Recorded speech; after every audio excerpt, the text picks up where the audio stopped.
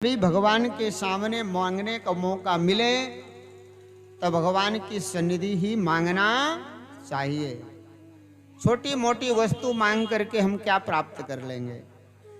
जो जैसा देने वाला होता है लेने वाला भी वैसा ही होना चाहिए। प्रेम से कहिए हर हर महादेव। एक बार जैसे कि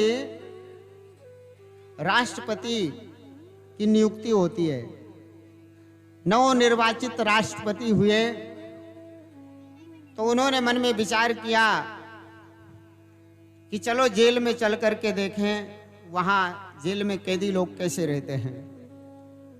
तो महाराज गए, वहां जाकर के देखा, पहले कैदियों से मिले, कहा भाई जेल में हो, सेंट्रल जेल में हो, आपकी सुविधा में। एक कैदी ने कहा कि महाराज यहाँ जेल में है ठीक तो है, लेकिन हमें रोज दाल रोटी मिलती है और सब्जी कभी नहीं मिलती। तो अपने पीए को कहा कि भाई इनको रोज दाल रोटी के साथ सब्जी भी दी जाए। आगे बढ़े, दूसरे से पूछा जेल में तुम्हें सुविधा मिल रही है? महाराज सुविधा मिल रही है लेकिन यहाँ कुछ मनोरंजन का साधन नहीं है, इसलिए कुछ पेपर मैगजीन आदि आना चाहिए, उससे हमारा मनोरंजन हो जाएगा। राष्ट्रपति ने कहा लिख लो, इनके वहाँ पेपर आदि की व्यवस्था करवा दो। फिर गए, ठीक है, कहा साहब यहाँ पे कुछ मनोरंजन के लिए टीवी वगैरह लग जाती तो अच्छा रहता। कहा चलो टीवी लगवा देंगे। और आगे गए, कहा महाराज वो ठीक है, बोले साहब ठंडी बहुत है और एक कंबल से काम नहीं चलता, इसलिए यहाँ पे एक ही कंबल मिलता है, 2 कंबल की व्यवस्था हो जाए।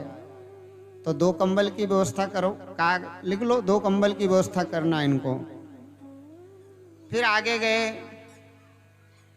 जाकर के पूछा कि यहाँ ठीक है? कहा ठीक है महाराज, लेकिन यहाँ पे कुछ खेल कूद की सुविधा होनी चाहिए, जैसे थोड़ा खेल कूद कर ले तो हमारा शरीर भी स्वस्थ रहे और हमारा सबका मनोरंजन भी हो जाए। ऐसे करके 7-8 कैदियों से पूछा, और जब 8वें नंबर के कैदी से पूछा, कहा तुम्हारी भी कोई चाय है? कहा साहब चाय तो है। तो बोले तुम भी मांग लो। कहा अगर आप दें तो मांगू। तो कहा देंगे, जब सबको दिया है तो आपको भी देंगे, जब सबको दिया है तो आपको ही देंगे। कहा साहब पहले वचन दो कि जो मैं मांगूंगा तो दे देंगे। कहा ठीक है, वचन दिया।